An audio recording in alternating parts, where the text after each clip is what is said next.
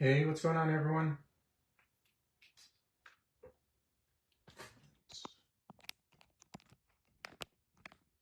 I try my best to get started on these exactly on time, but as you guys know, always like a minute or two late, sometimes a little bit longer. Okay, cool.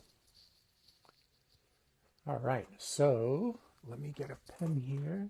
Going to be interviewing a client today. Kind of look forward to these because you get to hear like other people's stories and how they made it happen in the real world, and that's the most important, right? Jeremy, what's going on? Good to see you. Hope you're doing well. Just getting started a little teeny bit late today. I'm going to be interviewing one of my former clients, actually. Freddie, what is going on? I haven't seen her, or we haven't coached together, rather, in like around 2 years. Um, she's kind of like a super busy mom, also a business owner as well. I think she has like 4 kids, but I could be mistaken. She may have more than 4 kids. So Christian, what is going on? Walter, good to see you. Raul, good to see you as well. FL, let me know if I got that name right. Good to see you guys. I'm just going to wait for her to jump in here and then we will rock and roll. Let me, if you guys have any questions in the meantime, let me know how you guys are doing. I'm just going to go my squeaky chair here, but it's all good. Okay, cool. Krystal, I see you jumped in, but for some reason I don't see you in the guest section. Let me try to figure that out. I haven't had that happen before. Give me one second. So this is one of my weaknesses among many, tech stuff. So usually, Krystal, you do have to be on your phone on this one. I don't know if you're on your laptop in order to join a live. Marius, good to see you. LF. Let me know if I got your name correct. LF, is that correct, or do you pronounce it some other way? Marius, Freddie. Okay, cool. Yeah, take your time, Krystal. No big deal. Ivan, what is going on? Long time no hear. Bonjour. I took 1 year of French, Marius, but it's been a very, very long time and I wasn't that good at it. I dropped out for a reason, obviously. Cool. So we'll just wait for Krystal to figure out the tech stuff, get on her cell phone, and then we'll rock and roll from there. No big deal. If it doesn't work out for any reason, I have like another cool topic we can cover too. And then we can try to touch base with Krystal later on. Also, you guys, if you guys have any questions at all, I'm happy to answer those. Those are actually more exciting for me personally, because I already kind of know the topics I want to cover. Okay, Krystal, cool. And I'll be happy to answer anything you guys throw at me. It's kind of like a pop quiz, so that always makes it.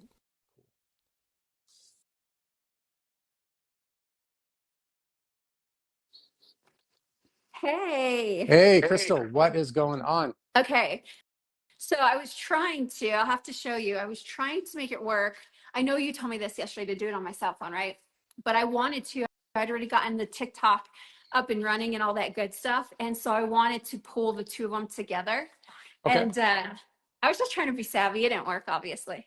No, that's okay. Usually never works for me either. My girlfriend actually does all the tech stuff, but she happens to be out of the house today. So I'm like, man, if I can't figure it out with this one way I know how to solve the problem, I think we just got to reschedule because I'm lucky enough to even know how to turn my phone Oh on. my God. Uh, but but Krystal, I know we haven't like actually coached together in probably 2 years now at this point, maybe a little bit longer. I usually have a weird perception of space and time. Sometimes clients got on these calls and I thought I haven't seen them in like 10 years, but they're like, no, man, it's only been like 3 years. So let me know if that's wrong. But it's good to see you again. I know we've kept in touch via text mainly, but I know we haven't like actually seen each other for quite a long time. So it's good to see you Yeah, again.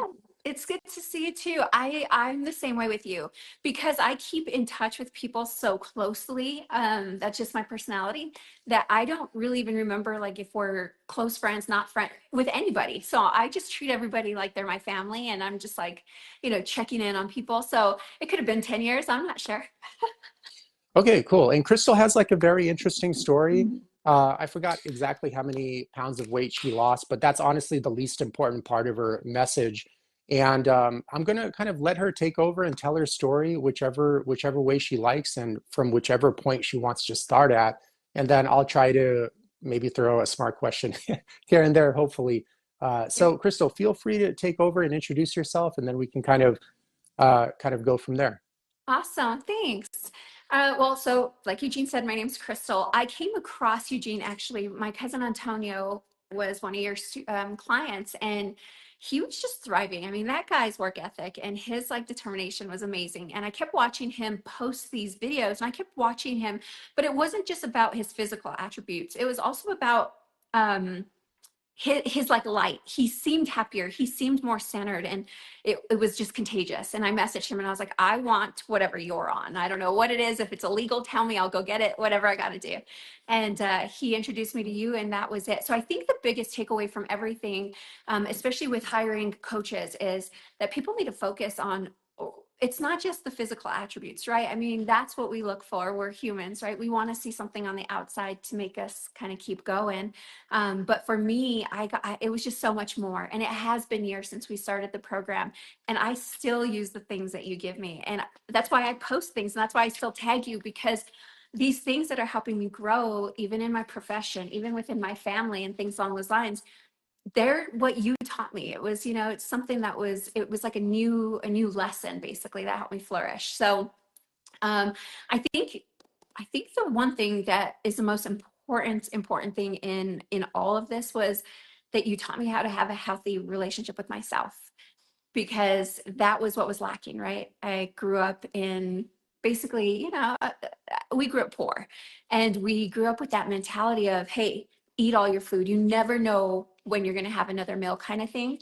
And that kind of messes with your mind, right? It takes your mind shift from a health perspective, from a relationship, from a, hey, eat this, you need the protein, you're going to grow big and strong, that type of thing, to where you don't know when you're going to eat again, to a Mhm. fear. So then you gobble everything. So of course, as expected, I became obese. My sisters became obese. Like we were not healthy. We didn't have that healthy relationship. So instead of looking at food as fuel, it was like oh my God, I need it. So whenever you had the opportunity, you took it and you kept it and you ate it, right?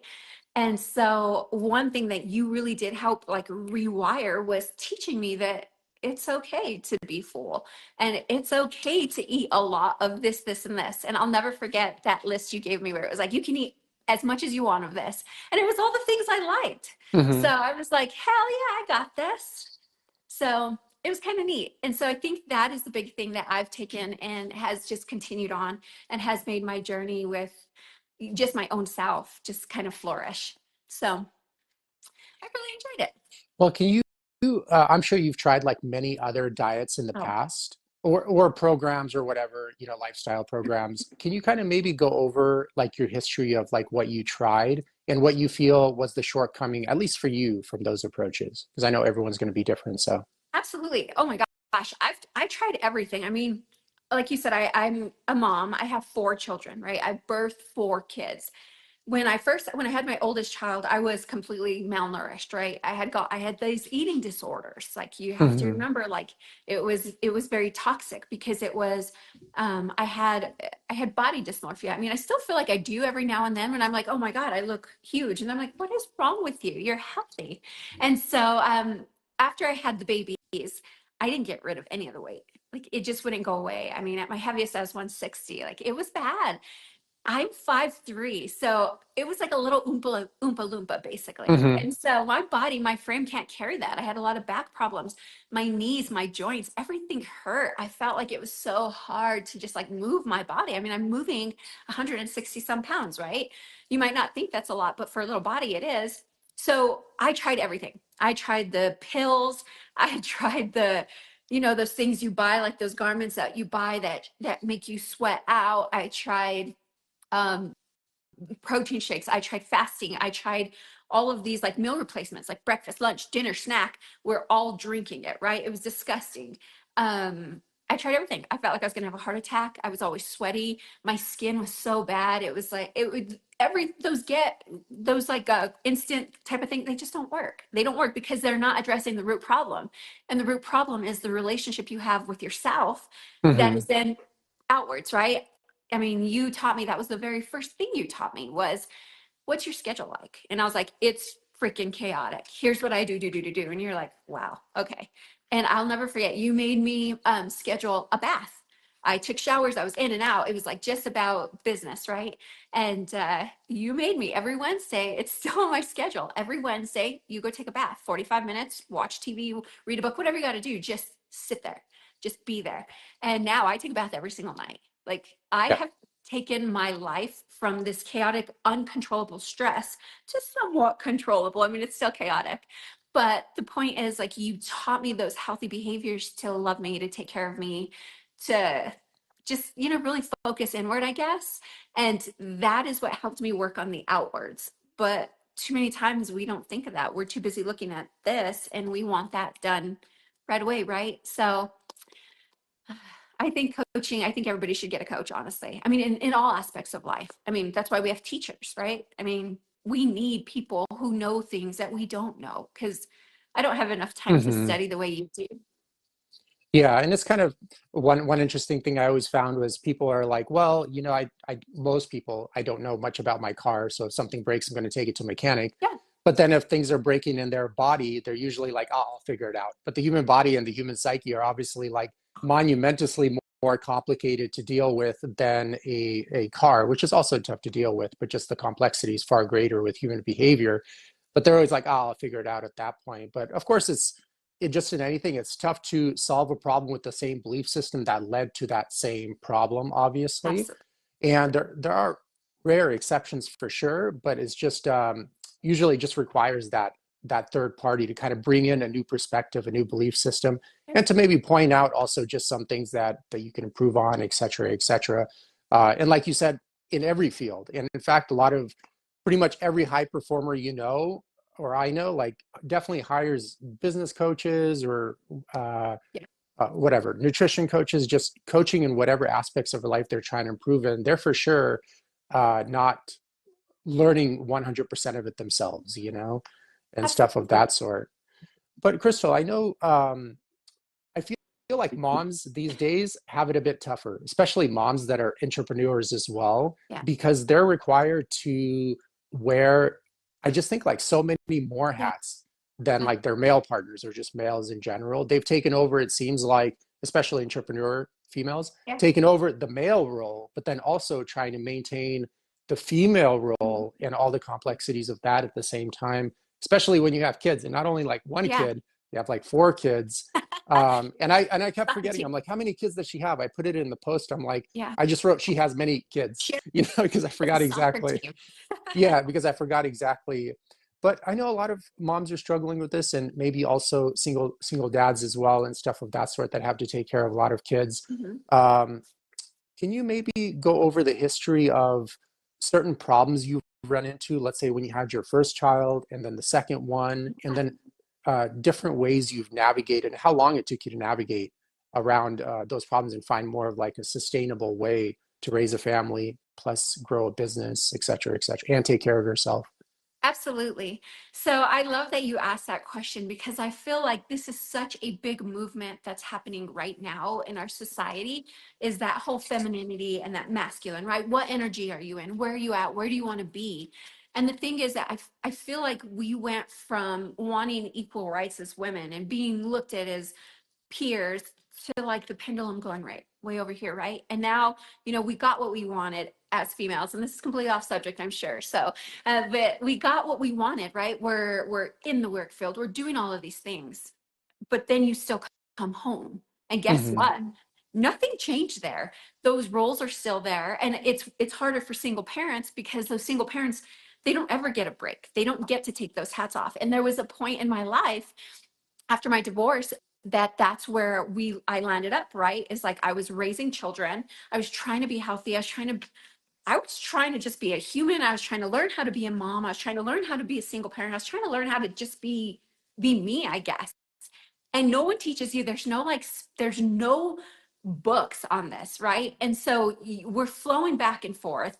So just imagine the stress building up. You have no time for yourself, literally no time, because you, like you said, got to go to work, got to be the doctor, got to be the chef, got to be the nurse, got to be the mom, got to be the, where do you have time? Psychologist. Exactly.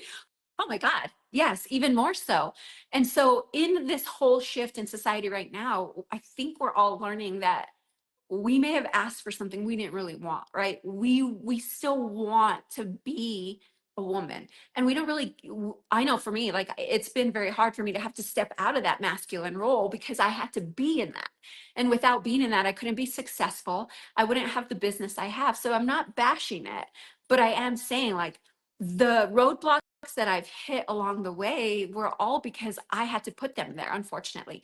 I had to choose to work harder. I had to choose to start a company. I had to choose to work 70 hours a week because I had to. Like it was just my circumstances.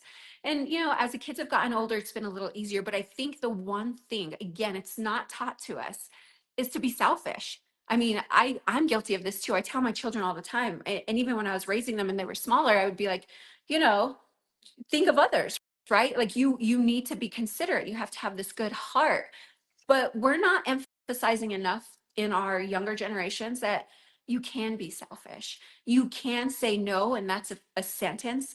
And that means that you're putting yourself first. Because if I could have said no to other things, I probably wouldn't have had the problems I did physically with my body, with the eating disorders that I was faced with, because I was too busy trying to find that quick fix because I didn't have that much time. So Hmm. the sliver of time I had, I needed something, right? So okay, I can't work out, so let me just starve myself. Oh, I can't work out. Let me just drink 8 cups of coffee so that my heart's going to explode and I can clean the house. I can pay the bills. I can mow the lawn. I can walk the dog. I can take care of the kids. I can be Susie Homemaker and a boss. And that would, I mean, I can only imagine how many years I took off of my life by working at that level and by being so stupid and doing that kind of stuff. Not to mention how I poisoned my body. I mean, the shit that we take, those pills, those like heart, what is it, the fat burners? Oh, that Hmm. shit does. It messes up your metabolism, and now you have to try to reset it. Good luck with that.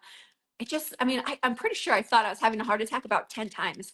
But being a single That mom, means I it's took exactly those. working, you know. Exactly. Right. Yeah. Working. I don't know. Well, it's gotten way worse than fat burning pills at this point. I don't know if you probably not even a good subject to pay attention to, but like now they have like pharmaceutical fat loss drugs like Oh, Ozempic, that were originally invented to help people with type 2 diabetes. yes. Now, and it's unfortunate too, and you kind of shine light on it that mothers are kind of like almost myopic. A lot of mothers, they're just so like, dude, I don't have time or even the energy to learn about the wide variety of topics in nutrition, lifestyle Yeah. management, exercise science, and I may not have the money to hire a coach, so Correct. they go to their medical doctor and they get prescribed basically like you do like a injection of this drug every single day, and it greatly suppresses your appetite, and they do see some short-term results, which Yeah, is of great and course. can kind of improve their motivational initially, but then they kind of end up really pigeon-toeing and kind of cornering themselves long term, because again, it's like an appetite suppressant, and they typically then get their calories from liquid calories, so they lose a tremendous amount of Yeah. muscle. So during the process, they don't really look good in the end. They kind of very look like fairly depleted, Yeah, and it's called because skinny fat. exactly. And because they didn't learn about proper nutrition and central nervous system management and everything of that sort, their skin doesn't look that great. And you have to take the whole person into perspective, not like how many pounds did you Right. lose? It's like how do you actually look? How do your clothes fit? Like how do you Yeah. feel?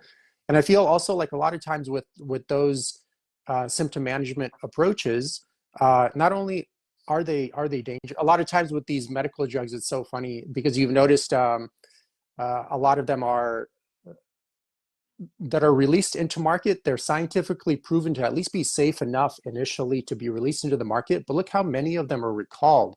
I think almost like Yeah. 1,400 a year are recalled by the FDA every single year. I could be a little bit off by that number, but every single year, and all those 1,400 were initially approved to be safe. So Yeah. let's make that clear. Now with Ozempic, a lot of people are reporting like serious digestive issues, like paralysis in the stomach, et cetera, et cetera. And I think just the main thing is really like you hinted at. It's like you got to change the person that's causing the disease if you want the disease, and the disease will go away on its own if it's not too far down the line at that point. Absolutely. I couldn't agree more. I think that's probably the big thing is that those instantaneous things, even if they do work, let's say they do work. it's not a long, it's a band-aid. It really is. I mean, it's a band-aid for a wound that needs stitches. Like, let's be real. And it's always going to come back, and it comes back worse. Because all I know is that when I was doing those weird pills, I mean, oh my God, I put myself through some hell. There was days that I'd wake up and I would feel like I was going to throw up. I felt like I was going to pass out. Like, I'm driving the car with the kids and I'm like, holy shit, I can't even see. Like, trying, and then I'd be like, oh my God, I just need water. Oh, nope, nope. I probably need caffeine. Oh my God, now let's trigger some anxiety. Like, it's a spiral. And then when I'd finally be like, okay, I can't do this. I can't do this, then I'd gain more weight. And then Hmm. I'd feel worse about myself. And then, I mean, it just, none of that works. And so I think, again, I know that not everyone is blessed and not everyone is in that situation to be able to afford a coach, to be able to afford a program. But there are so many things. I mean, right now we've got podcasts, we've got TikTok, we've got Pinterest. All people have to do is start finding someone who's giving that information. I mean, I do this with my marketing for real estate. I mean, I educate all the time, right? Like, it's not going to cost you anything. I have a coaching program as well, just like you, for my real estate agents. And some agents pay me to coach them specifically for themselves, right? Just like you, how you did with me. But for those who don't have that kind of money, I'm still going to educate you. It's just not the implication that I can teach you for free, right? I mean, our time costs something. But so I think people need to start searching and getting more active in their own capacity to find those free resources. Because Eugene, you post things all the time that I'm just like, this is great. I mean, the lists of the books that you read, or like just the quality of food that you're eating. I mean, I love my Excel sheet. I still have it. I open it. It is on my That thing's the browser cheat every code. day. You know, Yes, I'm that like, is damn, this is just how easy fat loss is just plug in these numbers and eat that quantity of food per day, and then that's it. And then you have exactly. unlimited non-starchy vegetables. It's like, I don't know. I'm It's sure that you see rocket this science. in real estate, a lot of real estate agents too. I'm like, dude, just do this and you'll Yeah, you'll have like my kind of business, and then almost no one ever does it, unfortunately. Sometimes it's disheartening, because you know when you've done it, it's not that hard at the end of the day.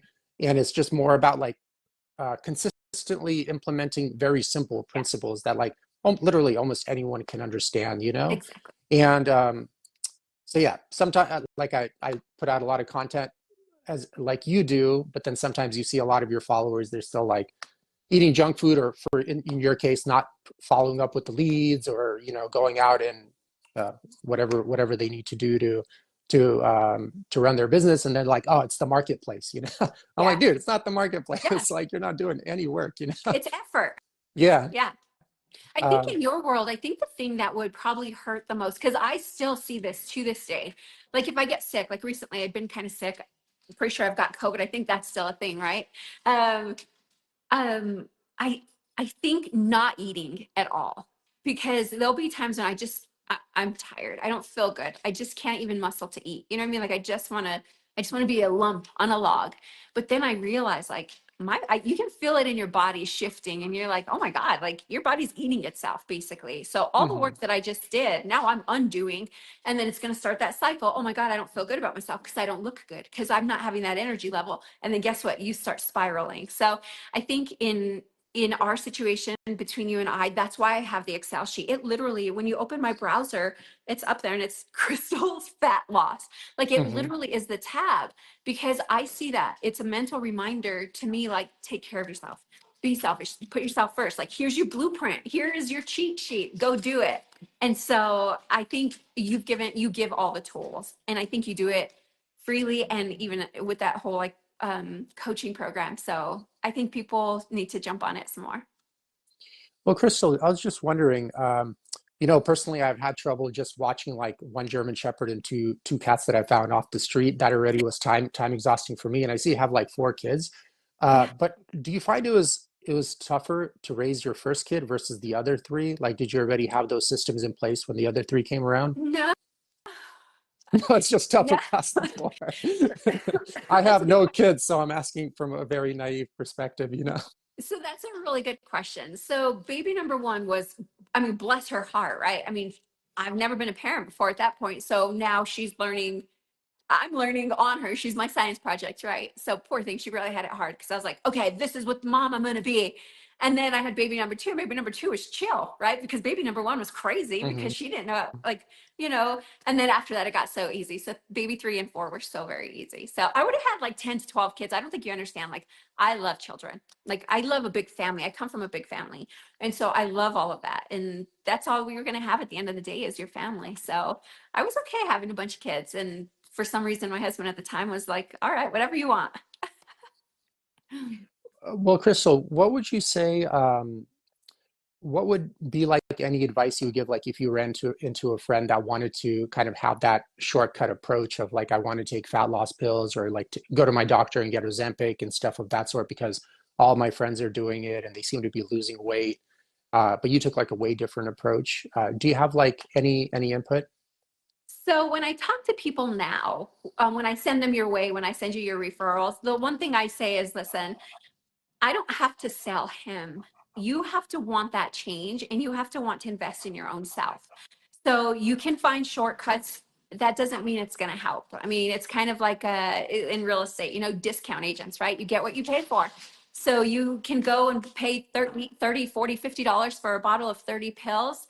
That's all you're going to get is a bottle of pills. That's not going to hold you at night. That's not going to fix those wounds you got. That's not going to teach you how to actually eat. It's not going to give you the motivation to go work out. It's going to give you a freaking racing heart attack, but that doesn't mean that you're going to want to go walk your butt to the gym, right?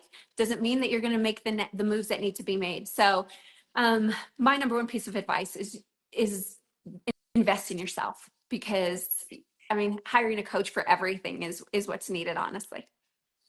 Yeah, and kind of rewinding back a little bit, you mentioned the importance of being selfish, Yeah. which is definitely, it sounds like really off when you first say it to people. And I got this from a friend of mine called Jator Pierre.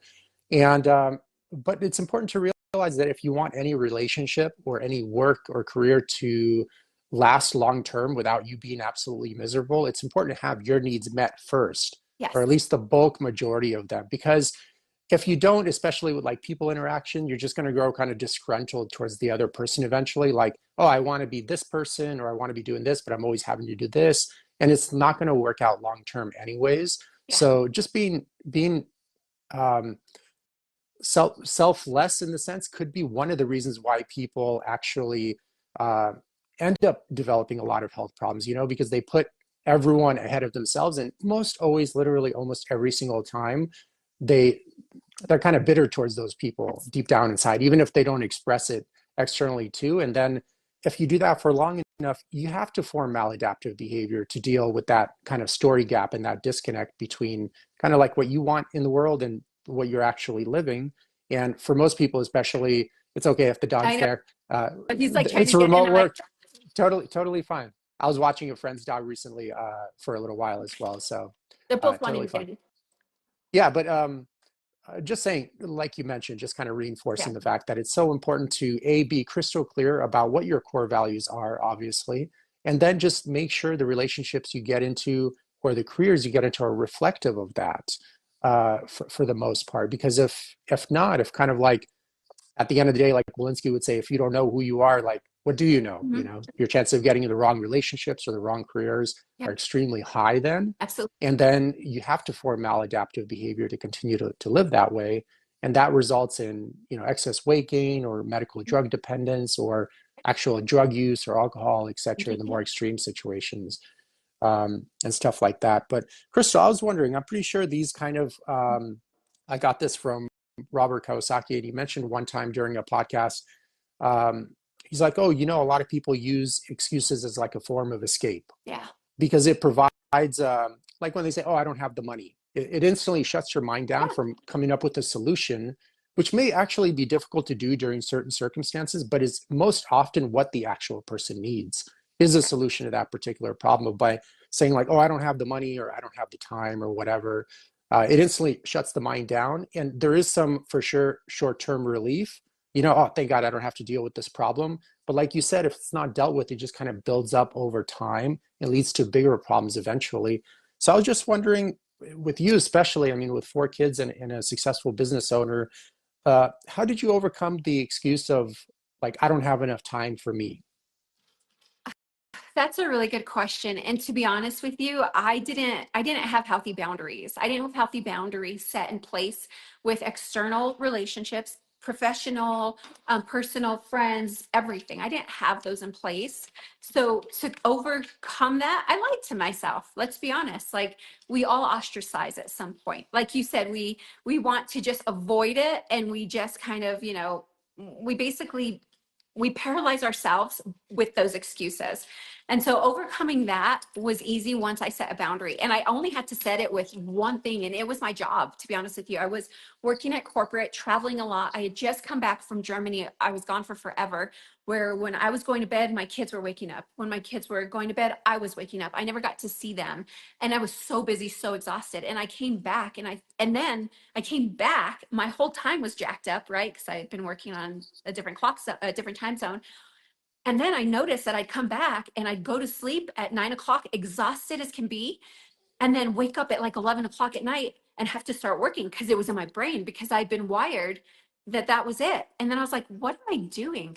So I had to create healthy boundaries and just be like, I'm not doing this. You pay me for this many hours and that's what you're getting. Like, I'm not climbing any ladders here, and you're capping me at this salary. Like, this is all you're getting from me, type of thing.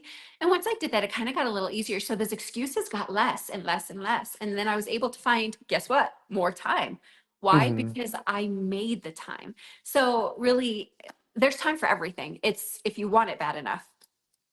Yeah, I think I wish I would have done the math before this call, but I think even if you're working like 50 hours a week, Hmm. which is reasonable. Most people work around 40 actually, but if you're working 50 hours a week, you're sleeping, let's say perfectly 8 hours a night, which is 58 hours a week, which basically no one does. The average American sleeps around 4.5 hours a Yeah. day, which is pretty crazy. And let's say you're spending with friends and family 15 hours per week, which almost nobody does these days, right? And then you have 5 hours a week for errands. Hmm. And even with all of that, the average person still has about 2.5 days of free time every single week. Yeah. And it only takes about like 10 hours, like 5 hours for workouts and 5 hours for like background stuff to maintain those workouts to really optimize like your aesthetics, your physical and mental health. So even if you were to do all of that and you spent 10 hours really focusing on yourself, you would still have about 2 days of free time, um, 2 days of free time every single week for everything Yeah. else. Uh, I just think like most people obviously spend it on social media. It's like surprised how much time Scrolling. you spend on social media. I was wondering, how do you avoid getting stuck, especially when you're like maybe a little bit tired, and avoid kind of falling into the trap of like watching videos on TikTok, just mindless videos, et cetera, et cetera. I give myself grace. So one of the things that I do, the first thing I do when I hire a new real estate agent is I get them on the phone and I say, all right, tell me what an ideal day looks like. Money's not an object. Time is not an object. Responsibilities. Tell me what it is.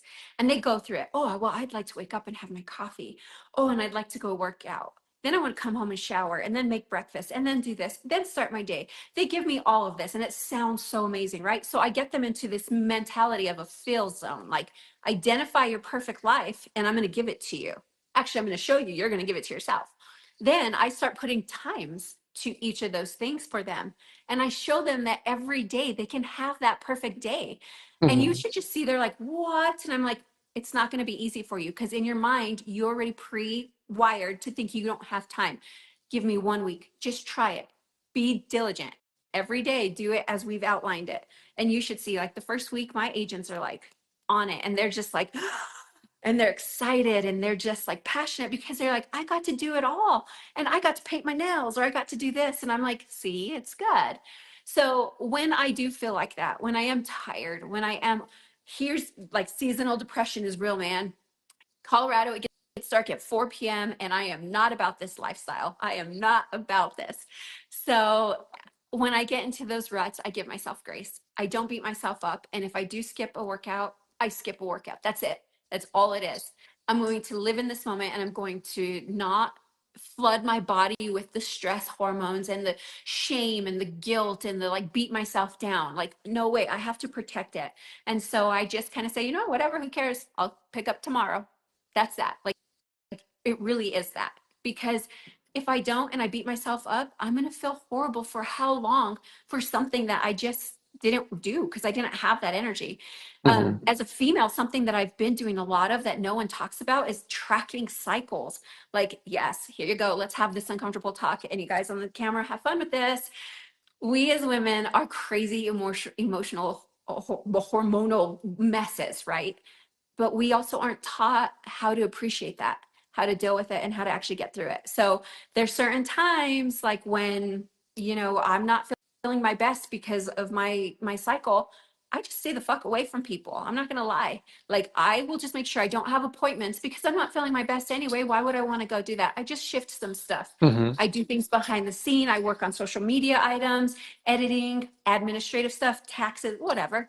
I just have to you just have to get real with your own self, and men have the same cycles. Basically, you guys have, ebbs and flows, and just knowing when you're feeling good and you can actually operate and do things is when you're going to actually be at your highest output anyway. Yeah, and I think all this stuff, I mean, under setting the foundation is I think like one powerful thing you have is your it's funny the name crystal clear. I was gonna Yeah, say that you're crystal clear about like your core values and what works and doesn't work for you. yeah, And I think without first doing that, it's always a guessing yeah, game. You know what I mean? And a lot of times, for sure, the only way to know who you are is first finding out who you are not, right? By doing yes, stuff you don't want to do, and then being reflective of that and conscious of like, hey, this isn't for yeah, me. There's nothing wrong with this path. It's just not for me. yeah, Or maybe when relationships don't work out, instead of being so angry, be more thankful of like, thank you for showing me what I don't want yes, in the future, and that way I can get closer to what I do want in like my next relationship and stuff of that sort. So I think in any health journey, that should be like the first thing, or done in tandem during a health journey, because it's often that disconnect and then not being setting healthy boundaries with your core values that leads to all of these maladaptive problems. And then unfortunately, people go to their MD and get Ozempic, but I'm like, dude, that's not what's going to make you happy. And at the end of the day, the unconditional need that everyone wants is just to be happy. Of course, some people want to take this path and this path, but the end result is like, I want to have a peace of mind and be happy yeah, in my life, yeah, and stuff of that sort. But it's like, once you kind of, first of all, once you silence that pain teacher, like excess weight gain is your body's way of telling you like, hey, something's wrong. yeah, There's chronic inflammation. That means there's a lot of like mental and physical stress on the central nervous system. And instead of dealing with that, they're like, oh, I'm just gonna take this drug, like shove yeah. this problem into the closet. And then that only unfortunately creates like so many more problems. And I was just wondering too, as a mother, from your perspective, it's like American healthcare is going so much in that direction. Like how, because I'm sure when your kids are adults, all they're going to have available for healthcare for the most part are like just medical drugs and unnecessary procedures. And I was just wondering how you feel about that as a parent. So, well, growing up in the household that I grew up in, we didn't have money, right, for a lot of stuff. So if you were sick, there was home remedies. I mean, to this day, I still use home remedies. Honey, lemon, lime, whatever. You put things on your feet. Like, this is kind of funny. I don't know if anyone can resonate with this, but when we had fevers, high fevers, my mom would slice potatoes really thin, vinegar, baking soda. You put them on your toes and on your feet, and you put the socks up. That kind of stuff, right? But it worked. And so, I mean, I've kind of taught the kids all of that. And so we try to do things a lot natural. We don't do a lot of medication here. We don't really like a lot of medicine, right? I mean, I don't I don't know how to prep my children for that world, if I'm being honest with you, because in our house, we don't really take a lot of things. If we have headaches, we take them. If we're feeling really, really sick, Dayquil or NyQuil or something along those lines. But those easy fix drugs, I don't ever want my family on those. I don't want my daughters to ever go to Walmart and grab those, like, oh, do this and you're gonna have a killer six pack. Like, they see the work I'm putting in right now. They were young, thank God, when I was popping those pills. So they didn't get to see that, right? I have no problem sharing that story with them either, but I don't want them to ever have to do that. So I want them to see me working out. I want them to see me eating healthy. I want them to experience that. And thank God so far, knock on wood, it's kind of transpired that way with them. Mhm. So I'm hoping that down the road, I mean, when they're older, that they just do the same things I did, like just kind of pull away and say, no, thanks, I don't need that kind of thing. Hi everyone, thanks for tuning into the podcast. I'm curious, have you ever been confused by the labels in the grocery store? In Yevgeny's book, he demystifies the difference between caged, cage-free, free-range, and pasture-raised meats. He also covers how to avoid GMOs, source high-quality water, fish, supplements, and other related topics. It's a beautifully illustrated, non-technical read that comes with a comprehensive video series and other extended learning materials. Jump on Amazon and check out the book titled Anti-Factory Farm Shopping Guide by Eugene Trufkin. Now let's dive back into the podcast. Yeah, and I think you're doing honestly the best thing a parent can do, and that it's just kind of like setting the Yeah. example. Because your kids basically 80% of what they learn from you is just by like observing you. Yeah. It's not even from what you tell them for the Yeah. most part. So if they see you, like not setting healthy boundaries at work or eating fast food all the time or heavily like medicating yourself XYZ, they look up to you as like a almost a demigod Yeah. when they're young. And of course they're going to see, well, this is the way problems are solved in the world, and I'm going to do the same thing because it's all I've seen, Mhm. et cetera, et cetera. And I feel like the biggest thing that allowed me to be consistent was I obviously grew up the first 10 years with my grandmother off grid in Ukraine. Yeah. So obviously learned a lot about just very traditional kind of old school living there. I mean, we didn't have electricity, so you're in bed by like 5 p.m. because you couldn't Yeah. even see anything outside for the most part anyways. But then also just my dad took me to the gym to work out with them. I was already, like 10 or 11 years old, and I was just lifting the 5-pound weights next to whatever he was doing. And it's because that just was that kind of lifestyle was ingrained into me. So it just became so easy because I'm like, well, this is just how you live, et cetera, et cetera. But a lot of kids don't have that Yeah. today with their parents, And I think also just the U.S. lifestyle is tougher. It I is. think, there's more materialistically, there's more abundance for sure, but in various ways, it's also like very like unsustainable in certain aspects, especially when you have like a single parent or even two parents, but with multiple kids, but both work, et cetera, and stuff of that sort. So, Yeah, and but yeah, social media has skewed a lot of things too. I mean, we see, especially think about the young girls, right? I have a 17-year-old and she's been on social media for a few years, right? She's had her cell phone. And even I see it today. I mean, there's some influencers that I follow that I really, really enjoy who they are as human beings. They live a healthy lifestyle. They are not pushing, promoting, oh, take this creatine or take this or take that. They are literally like, I'm working hard. Like I'm tired. I'm drinking a cup of coffee if I want my caffeine boost, that kind of stuff. And I like that. But then you go see the other influencers who are, oh, if you do this, you're going to look like this. Now think about the young girls' perspectives. So I feel like it has not helped us a lot in that way because they're not seeing the struggle. So I think that's something really, really good too. That's why I love when you post the befores and the afters and then the stories, because you can see the end result all you want. And everybody can give you the oohs and the ahs and the Google, you know what I mean? But that in between, those almost heart attacks, those failures, those nights when you're crying, those like alone moments, like those are the things that we have to get real with and actually share. I feel like people don't do that enough. yeah, yeah. And social media is a double-edged sword. Sometimes, like, I feel insecure going on social media. I'm like, man, everyone's better looking than me. They're richer than me. I'm like, damn. I feel So like it's that all the time. Don't worry, but I'm like, man, just keep yeah. scrolling. I can fix that in 2 seconds. Yeah, it's like I'll go to Crystal's page and watch real estate content. Right. She's a hot mess. I'm gonna go visit her. Yeah, and actually rewinding back a little bit, you did mention something about, like if you don't feel like it, you'll skip a workout or skip like a client meeting or whatever. And I think it's also important to realize that everyone, literally every single person loses focus. But the difference is the people that succeed just kind of regain it pretty Yeah. quickly, and that's it. That's really, everyone loses focus, but a lot of people do beat themselves up about it. And there's really no reason to. It's all about just like how fast could I refocus and get back on track. That's the most important thing. And if you just keep doing that, I find you'll be successful. And success never is like a Oh, progressive oh God. line. It's always like a roller coaster for the most part. So you Yeah. just got to get used to that and accept that as reality because that's what it is. So when you do get setbacks, it's like, which are going to 100% happen in a myriad of different themes. Oh, You're not absolutely. like so like mentally thrown off of it, like I did something wrong or this or that, you know? I'm like, no, Hmm. man, this is just how any project goes. You know, it's Yeah, never like it's not a 2 hour Disney movie, you know, where everything is exactly. perfect the whole entire time. It's no different Also, than any project like painting. If you run out of paint, you just stop until you go get more paint. Like, same thing. If you're on this health journey and you just run out of fuel and you just need to reset, you just reset. Tomorrow's, another day. And I think that's a big part. So I love that.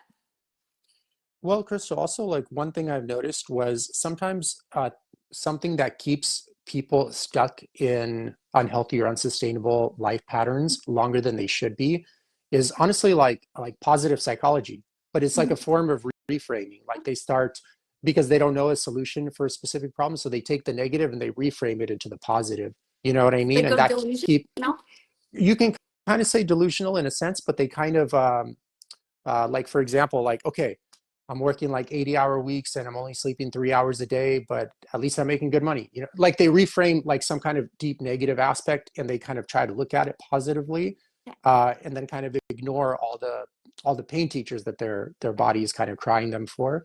And I feel that kind of reframing is what keeps people oftentimes stuck for so long. And then once they kind of started going down a path, typically how the central nervous system tries to adapt is it simply creates belief structures to keep that path alive longer, you know what I mean? Which gets them even more deeper into the path, and they start setting up more of these kind of lies they tell themselves and they believe it as truths. And eventually you get so dissociated, you forget like what's a lie or what's a Yeah. truth, and you just kind of get like more lost than ever. I was just wondering if like maybe have you had in the past any of these kind of reframing moments that you can look back at and how you were able to kind of destroy that Abs- mind virus? Absolutely. I feel like every bad decision I've made, I've justified it in a good way somehow. Like, as a human being, everybody does that, right? Like, well, at least, but you didn't die. I mean, it's honestly, it's a protective mechanism. We don't want to, one, take ownership for our own failures and faults. And two, we also don't want to assign them to anyone else, right? I mean, it depends on how you were raised. So the first thing to do is you suppress the shame, you suppress like everything, and you put an outward, everything is fine, everything is perfect, everything is okay kind of thing. And so, yeah, honestly, I've done that many a times. But that was because I wasn't healthy as a person. I was too busy trying to just get by and I didn't really know how. So it was easier for me to lie to myself, be delusional, than to actually address the things that needed to be fixed, right? I didn't have the knowledge to have a good, healthy relationship with working out or with food or with my own self, like to take care of myself, take a bath, like or just close the door and go away, listen to some music for 45 minutes, 30 minutes, 20 minutes, 10 minutes. Like no one teaches you that. Again, I grew up in a different world. We didn't have gyms. Like you went outside and you cleaned or you pulled weeds or you helped with the grandparents with the pigs or the chickens or whatever it was. Like you didn't go to a gym. Like no one took me to a gym and showed me how to work out.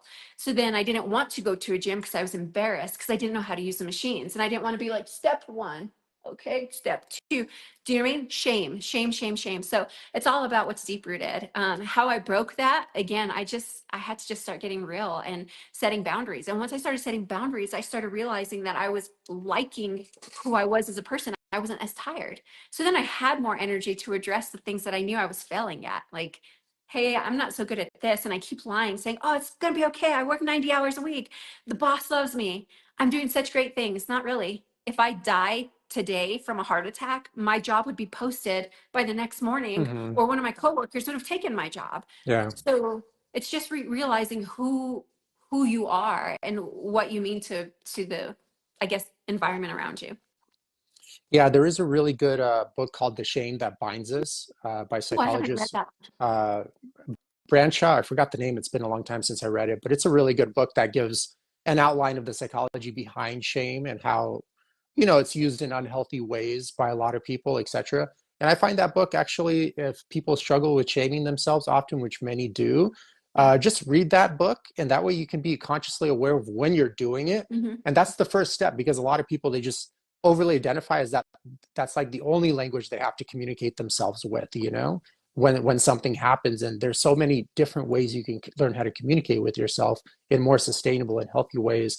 I think, give me one second. It's actually so the, yeah, John Bradshaw. It's not this book, but he gave kind of a shout out to this book, or Oh, like Stefan Walensky. okay. So that's his name, is John Bradshaw. And The Shame That Binds Us, really, really great book. Very easy To read get as that. well. Um, well, Krystal, are there any books that you read personally over the years that you feel were like a big game changer for Yeah. you? Yeah. So, and they're not, I mean, they're they're not ever it's the things I read are all over the place. I love everything, right? I want to be entertained. I want to be taught everything. I learn something from everything that I'm doing. So the Four Agreements, that has been one of my favorite books. I don't know if you've read that. It's just basically talking about four agreements with yourself. It's principles. It's life values, and like they are the smallest, most simplest things, and they teach you. And I love that. I think I've got like 8 copies. Each of my children probably have one in their rooms. I'm going to force them to read it like probably once a year. I read that book seriously about every 6 months. It's excuse me, Mhm. it's an easy read, but it's so good. I love that book. And then the other one is the 1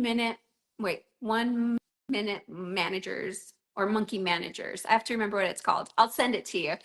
But basically what it's talking about, and again, an easy read. I mean, I've read this so much the covers are falling off, and that's okay.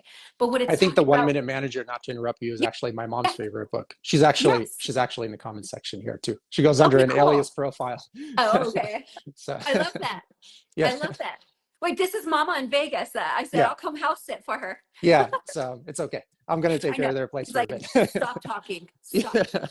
But I that's didn't it. Like, interrupt, Crystal. Go ahead. no, So no, no, no. yeah. But that's it. That's my favorite. That my second favorite one. And I've told the kids about it again too. Is like, we oftentimes again are taught to be loving and caring and available for people. And by us and the words we use and the actions and the things we choose, we then take on their energy. And that backpack gets so heavy with rocks that when we start slouching, no one is taking our rocks. And so I've tried to teach them skills to be like, I'm sorry you're going through that. How can I support you? Like, you keep that little monkey on your shoulder. That's not coming over here. I'm not feeding it. I'm not bathing it. I'm not giving it a home. Like, get that shit and go.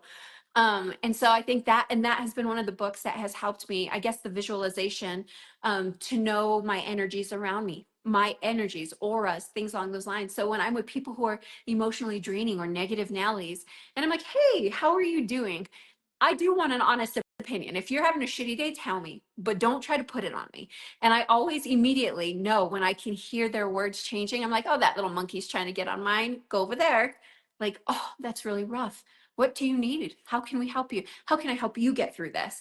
And so just kind of putting things back on people. And by doing that, then again, I'm selfish in a way, but I'm also protecting me because I'm no good to anybody if I'm a shit show, right? Yeah. And Crystal, just random question, but what do you feel is kind of like the toughest part of raising kids today in today's environment in the I US? love this question. So the children that I have raised, I didn't raise them for the society we have. I raised them for the society I was put in. Yes, ma'am. No, ma'am. Eye contact, shake hands, open doors, be gentlemen. Do you know what I mean? My sons, my kids, I mean, since the time they were 5, I would make them open doors. I would make them put me in the car. I wanted them to do these things. I mean, my boys are some of the most loving hearted men that I've met. And they are caring and they're respectful towards females. And when, certain situations arise, my oldest son is 15. When situations arise, we talk about these things like, were you a gentleman? How did you handle that? Did you disrespect her? Did you do like, that's the problem, is that the world that they're in now with the other kids that are not being raised with rules, respect, whether it's punishments of spankings, times out, whatever it is, it's not the same as what they are, right? So they're going to grow up and be in this society. And it's almost like, have you seen that movie, Idiocracy? Yes. He's the one that goes into the future, right? And he's like moderate intelligence in the current, but because Yeah. in the future everyone's He's just like beyond the president. retarded. He's like, Yeah. yeah. So I didn't know that was the future. I thought that was like today. Oh, it is. However, I feel like it's getting worse and worse and worse Yeah. and worse. So that's the problem, is that I'm raising these little people the way I was raised, and to live, respect, honor, work ethic, things like that. Um, And I'm already seeing the shift. Like it's not pay, it won't pay off for them. I mean, I see my daughter right now. She's 17. That kid is like a 50-year-old woman in a 17-year-old body. Like she can hold conversations with adults that I sit there and I'm like, this kid is just, she's just great, right? Like I'm not trying to be biased. I'm really being honest. And then she goes to school with these other children and she's like, they're idiots. Like they just manipulate their parents and do this, this, and this. And she's like, they're never going to get anywhere. They're never going to know how to succeed on their own. They're never going to know how to, oh, if you get a flat tire, here's what you do. She recently was in my car and it said I was like, I don't know, power steering or something was low. She just took my car to somewhere and got it fixed for me. Like those common skills and stuff like that, they're just not there. They're not being taught. So I worry that the future is not, it's going to, they're going to be annoyed. Yeah, I think the reason for that is because as culture progresses, it tends to become more specialized. So you Yeah. lose all these like little life skills because you're like, okay, you're just a programmer or you're just a real estate agent. You like literally have to outsource everything else in your life, you know? Uh, Life does get a little boring though when you kind of are so single-minded like that too. So I kind of like to learn a lot of different stuff. Although to be honest, I don't know any handyman stuff. Like my girlfriend actually knows a lot about construction, but I That's stand there and awesome. hold the tools, you Yeah. know? You I'm just just hand kidding. them out. But yeah, and well, what's your, I mean, if I could ask you, what's your take on the education system today for kids? So I recently watched this interaction with our our lovely political figures. I don't know if you've seen this or heard this, but they are choosing in certain areas to remove parts of our history, remove Mm, parts of like, random things, right? Like removing important things that have happened that made us where we are, right? And they keep justifying it by saying, oh, no, no, no, we're just allowing these teachers to teach what they feel are the most valuable. We're trying to let them have some control. No, what they're trying to do is erase things, right? And so our education system, I think, is so focused and targeted at passing tests and like looking good. They're not really doing much for the kids. Like if I could have during COVID, I loved COVID because during COVID, they were like, oh, the kids are going to get on the computers from 9 to this. Da, da, da, da, da, da. The first day was fine. I allowed it. I watched it. And it was like half of the kids jumping around, playing with their toys, doors slamming, kids making faces at each other. And I was like, what the hell is going on? Like, everybody turn off your cameras. Like, teacher, broadcast your thing. Kids, write your notes and do your shit. Like, let's go. It was annoying. So I immediately, it was like, computers off. And I wrote to school and I was like, my kids are not going to get on. Like, you do what you need to do. Send me the curriculum for a week. I'll make sure it's done.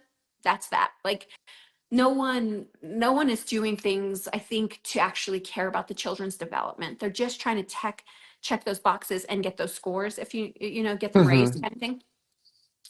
Yeah, I'm just wondering how kids. I spent like a few months living in Japan way back in Yeah. 2010, and I felt the kids there were like super orderly, always Oh yeah. walking in a straight line and stuff of that sort. I'm just curious how how kids there behave in the school system and stuff. I think the big issue is once again with a U.S. population where 9 out of 10 Americans are metabolically sick. Yeah.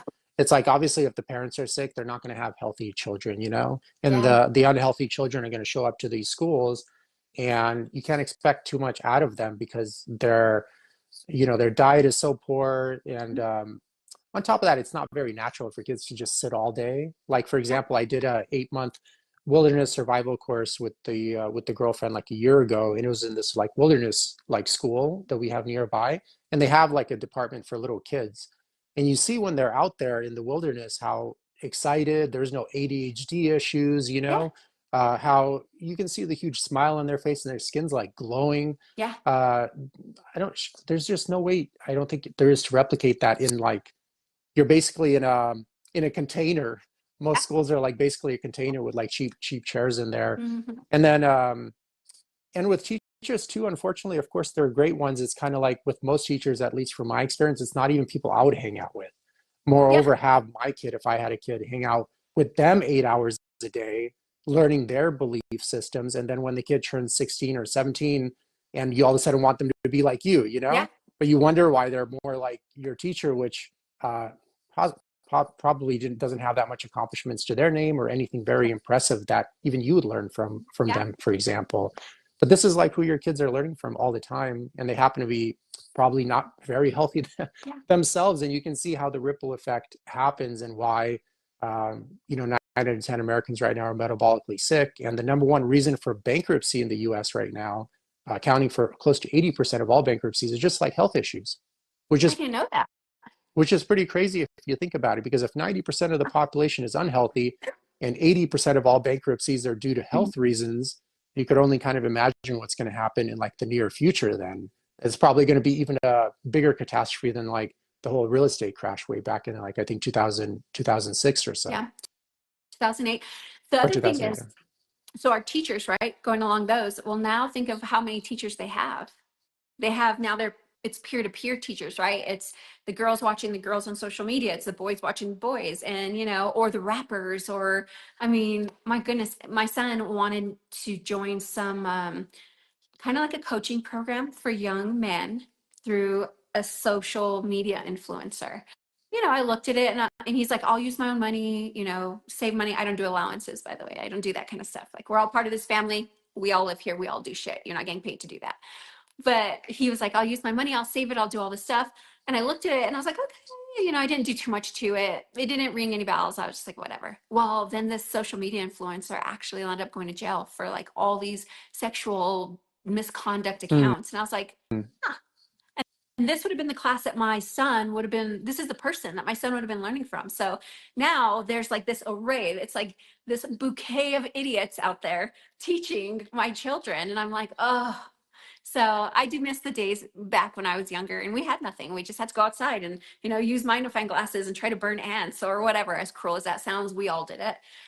Or catch grasshoppers or whatever we were doing. I do wish that the kids got that. So we try to get them to do a lot, and they do, thankfully, or, they're not on their things too much, but it's never ending. Well, Chris, so last question, of course, unless you want to cover any other topics, I'm happy to jump around whichever. But I find I ask people this question oftentimes, and what year do you feel like you were like the least healthiest overall? And just if you can Oh, think back, way back. I would say 2021. I would say 2021, like height of COVID, right before I met you. Hmm. Right when I met you, I think, because um mentally I shifted jobs, right? So I had all that. I was extremely overweight at that point. I was tired. I was anxious. I was depressed. I was just not in a good place. And I would say that 2021 was the year when I felt the least like a human. Like, I don't even know.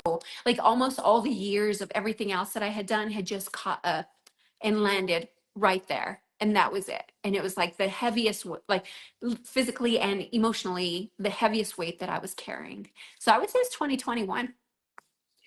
So what would you, if you can, maybe like even 2 years before then, do you feel like if you can go back in time and run into your old self, kind of like Time Cop, for example, what would you say to fast track the change process? Or do you think there's anything that could be said, or it's just kind of set in stone type of thing? I don't think I'd want to, because the lessons that I learned and the mindset that I was in 2 years previous was give, give, give, give, give, give, give. My cup was empty all the time. I was in negative reserves with my job, with my family, with my friends, with everything. I overcommitted. I was overgiving. I was drained. No one was filling that cup up. No one was taking care of me. No one was making sure, like, what do you need? Or just I was depleted, right? But I didn't want to admit it, right? I lied to myself. Oh, but the kids are happy. Oh, but this is okay. Oh, but do you know what I mean? So Hmm. I wouldn't want to, because I had to everybody says that, right? You have to have that breakdown to make that breakthrough. So I don't think I would, even if I could time travel, people say this all the time.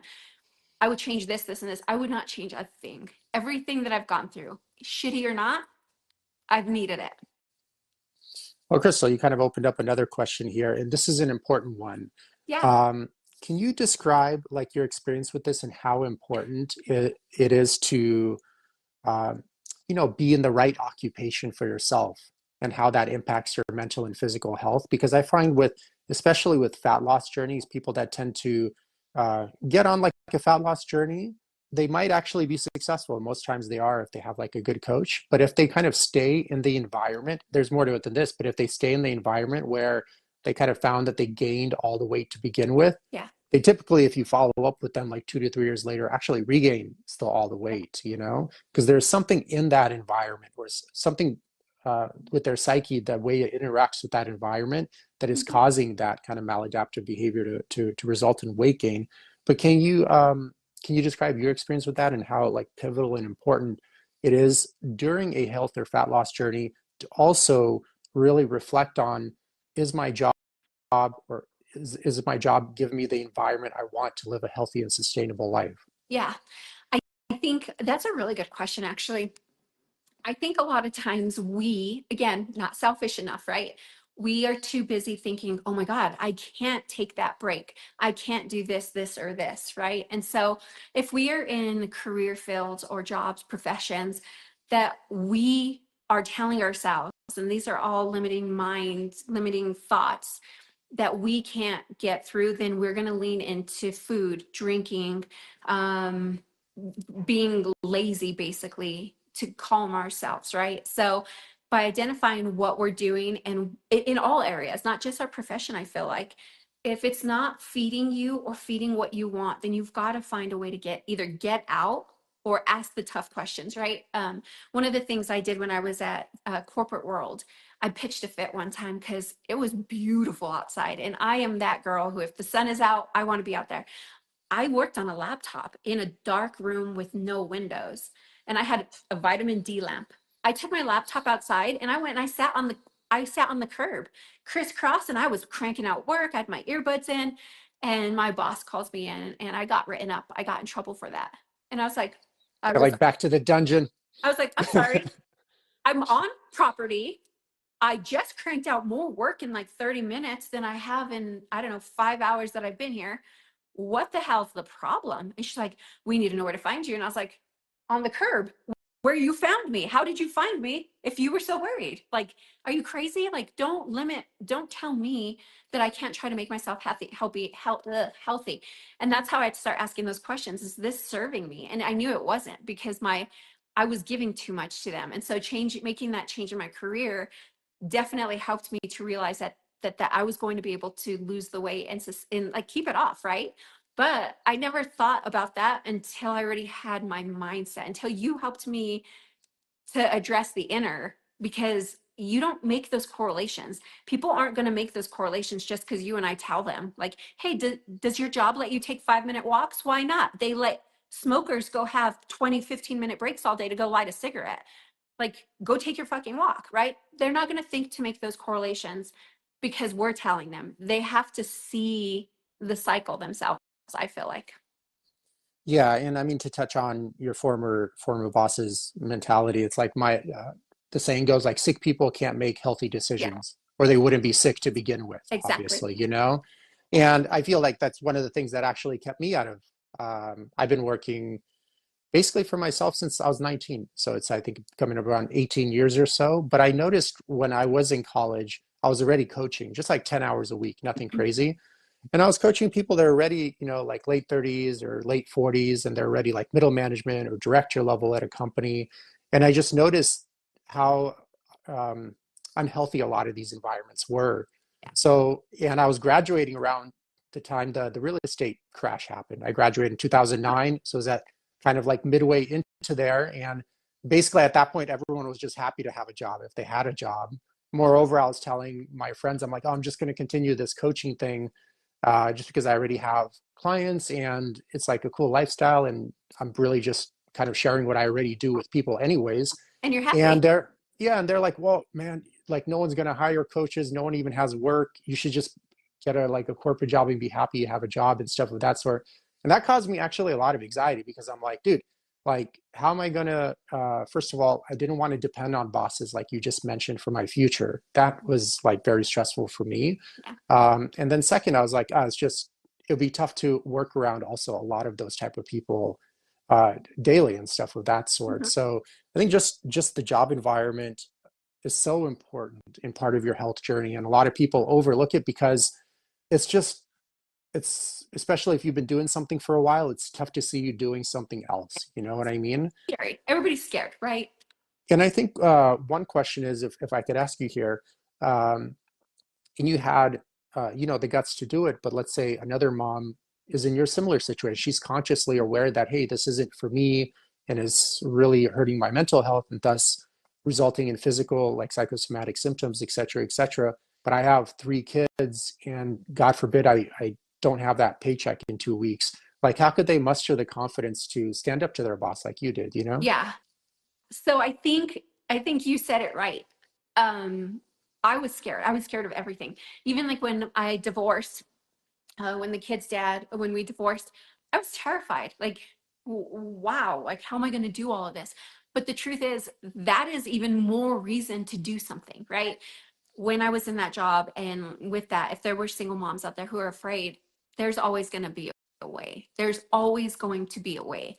And the number one driving factor should be that there are those children looking at you and you're teaching those children what's acceptable. It's no different than if you were in a bad abusive relationship. You're teaching them that that's the norm. So if you're going to work and you hate your life and you come home miserable, well, now you're teaching those children that that's adulthood. Does that look like anything anyone wants to look forward to?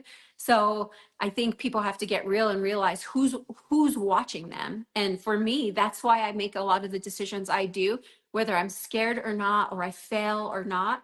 I remember that the kids are watching me and I'm trying to teach them what good is and how to love themselves. So if you got to quit a job and get another one, great. If you have to quit a job and you know what, the money's not going to be there in 2 weeks, we're going to find a way. I guarantee you, if we have to eat crackers and ramen noodles for another 2 weeks, that's fine. I'll go DoorDash.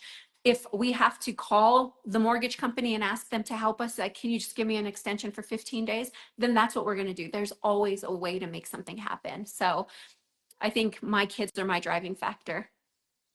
Yeah, and that's actually pretty powerful, what you just said, because once again, finding a solution instead of falling back on an easy excuse, right?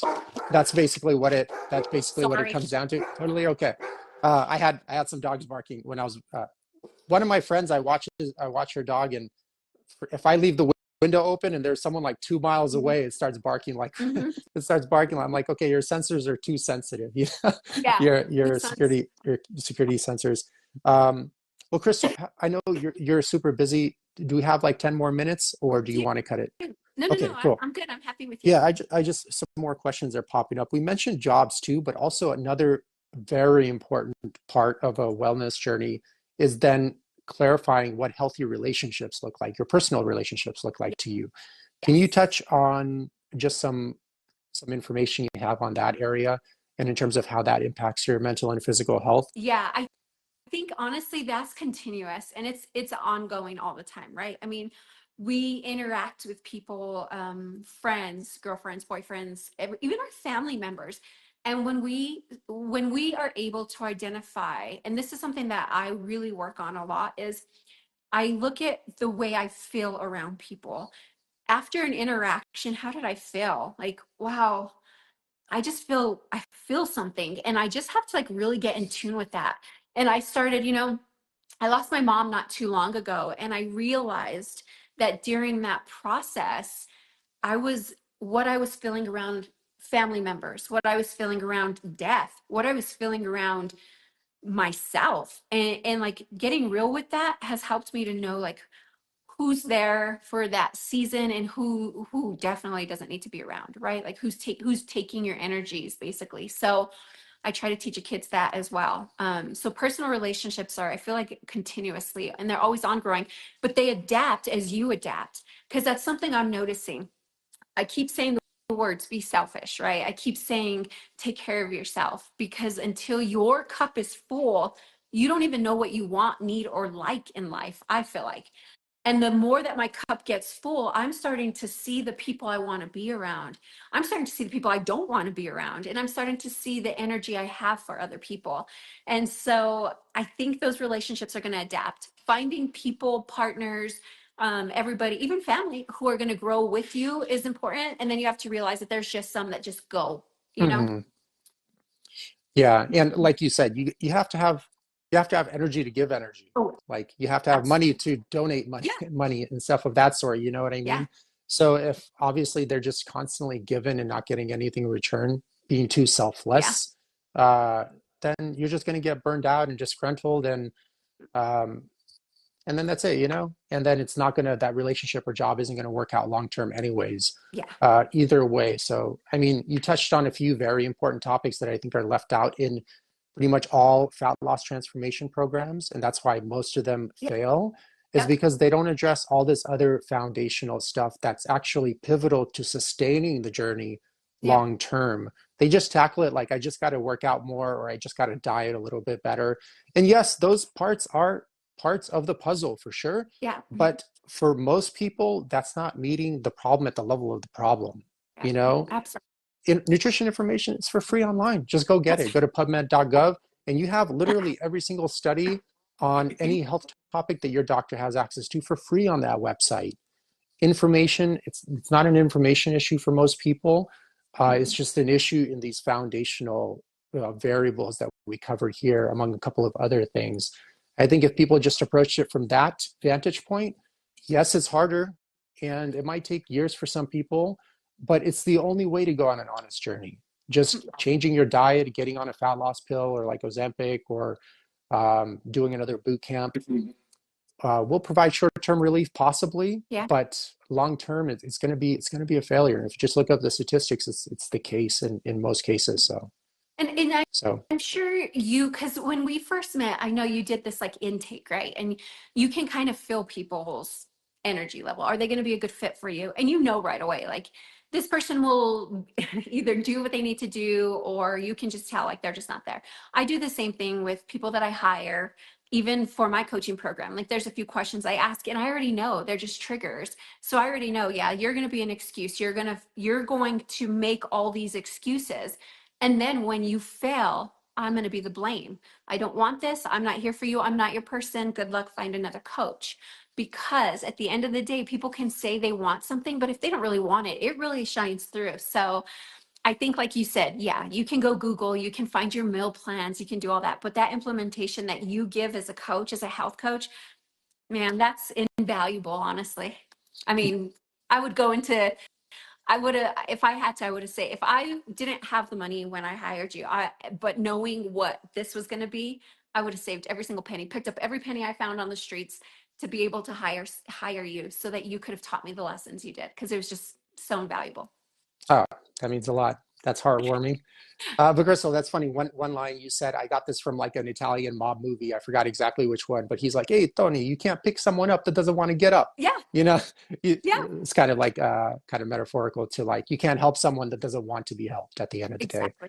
And unfortunately, too, like a lot of people, they have to have some kind of health crisis or life emergency to finally see, like, hey, this isn't the right path for me. And I need a new belief system to be embedded and kind of get rid of this mind virus so I can live a happy, sustainable life and healthy, you know, keep it simple, because without that, it's like, even if you accomplish whatever you're going after, you're just like, who cares if you're sick and miserable at the end of the Yeah. day, you know, it doesn't matter. So, Well, you shorten your life anyway if you're living that way. yeah. Yeah. But Crystal, I noticed also I got about 2% left on my phone because I didn't Oh, no. charge it. But honestly, it's great to see you again, and I'm so happy you're doing like really well. Thank you. Um, and thank you again for your time, and it's good to see you, Of and course. thanks for the referrals, of course, over the years as well. So Of course. We're going to do this again. okay, okay, Okay. guys, thank you, and have a good weekend, Bye. everyone. Thanks for tuning into the podcast.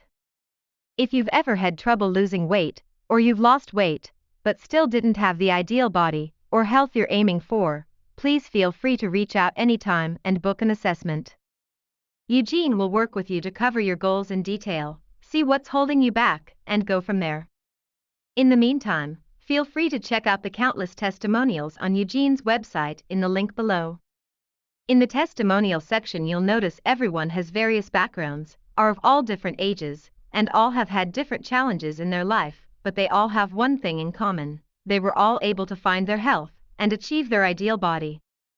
You're also welcome to add yourself to the Facebook group in the link below. There you'll have access to the live videos that Eugene does weekly on Sundays, and other helpful content. Thank you again for tuning in.